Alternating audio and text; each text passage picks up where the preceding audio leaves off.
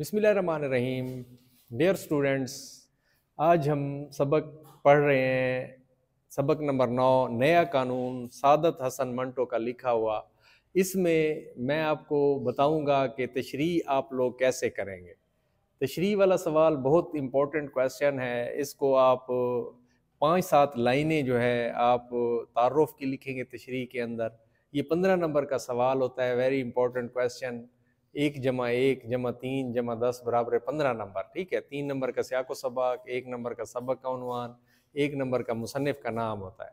तो आप लोग कैसे इसमें ऐड करेंगे, देखें। ये 5-7 लाइनें जो है ना तशरीह में आप लोग लिखेंगे इनके असलूब के हवाले से। और फिर जब ये लिख लें तो फिर लिखेंगे तशरीह तलब पैराग्राफ में मुसन्निफ कहते हैं। फिर उसी पैराग्राफ को 2 दिए हुए होंगे, आपकी मर्जी है आप अलिफ जुज़ करें या बे जुज़ करें। तो अलिफ जुज़ करें तो ठीक है, फिर उसमें जो है ना आप तशरीह तलब पैराग्राफ में मुसन्निफ कहते हैं, उसी बात को बढ़ाते हुए। ठीक है, फिर आपको खुलासा वगैरह भी आता होता है, तो वो खुलासे वाली चीज़ें आप उसमें ऐड करते जाएंगे। फिर उसमें जिस तरह कहानी आगे बढ़ेगी, बात आगे बढ़ेगी, 4 से 5 हवाले, कोई शेरी हवाले 5-5 6-6 मिसरों के। ठीक है, 4 मिसरों के वो लिखें, क्योंकि 6-7 लाइनें लिखेंगे, फिर 4 मिसरे, फिर 6-7 लाइनें, एक सफ़ा ख़त्म। तो इसी तरह ये एक टेक्निक है। 30 से 35 मिनट में आप लोगों ने सवाल को हल करना है, क्योंकि ये फर्स्ट ईयर का इंपॉर्टेंट क्वेश्चन होता है।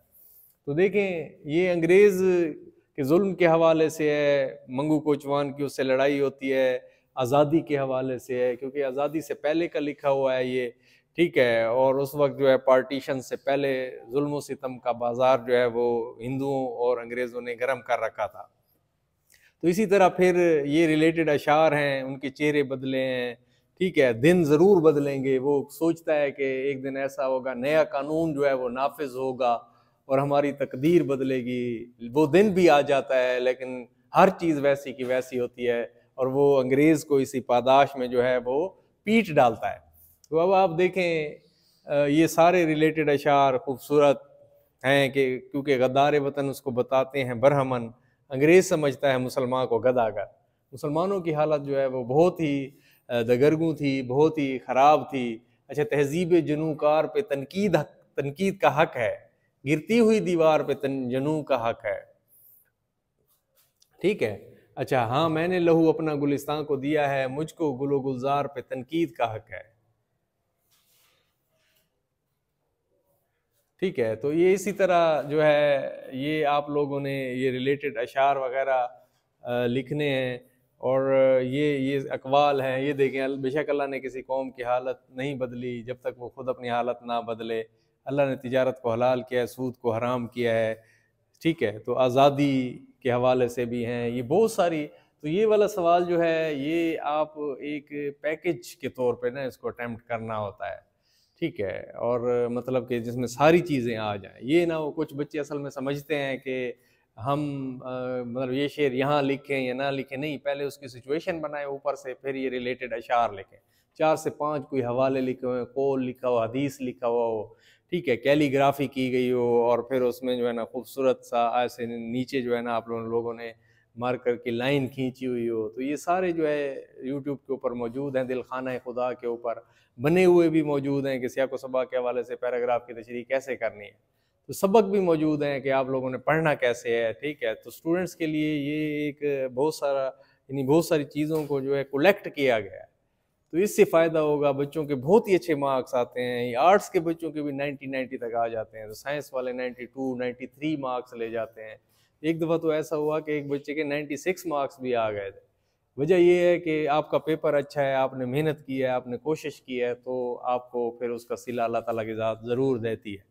तो इसी तरह ये सारी चीज़ें ऐड करें, तारुफ भी अच्छा याद करें। टॉपर बच्चे जो है वो साफ ज़ाहिर है उर्दू में जब तक इंटरेस्ट नहीं लेंगे, जब तक वो कोशिश नहीं करेंगे, तो फिर कैसे मतलब कि वो अच्छा पेपर कर सकते हैं।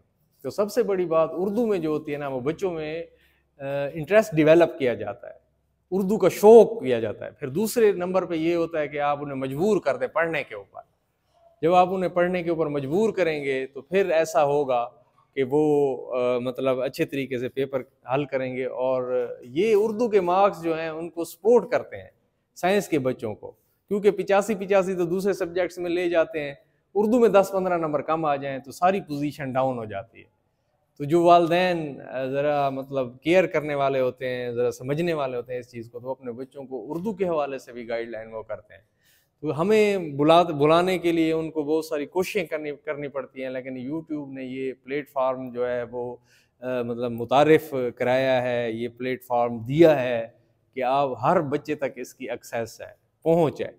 तो आप ये चीज़ें बड़े कॉन्फिडेंस के साथ इनको ऐड करते जाएं, ठीक है, तो इंशाअल्लाह आपका उर्दू का फर्स्ट ईयर का पेपर दूसरों से जुदा होगा और दूसरों से मुख्तलिफ जब पेपर जाएगा, ये सारी चीज़ें लिखी हुई होंगी, अच्छे तरीके से सबक याद होगा, तो फिर आपके लिए कोई मसला नहीं रहेगा। तो सियाक व सबाक भी अच्छा लिखें। सियाक व सबाक जो होता है, सियाक कहते हैं, अब देखें बच्चे समझें ज़रा, सियाक व सबाक जो होता है ना, तो जब आप सियाक व सबाक लिखें, इबारत दी गई है, इबारत से पहले की 6-7 लाइनें और इबारत के बाद की 6-7 लाइनें, सबक का खुलासा अच्छे आता है ना, अच्छे तरीके से, दरमियान से अगर दी गई है तो आप उससे पहले की 6-7 लाइनें या बाद की 6-7 लाइनें लिखें, या मुख्तसर सा खुलासा भी लिख दें, वो भी आपका सियाक व सबाक हो जाएगा।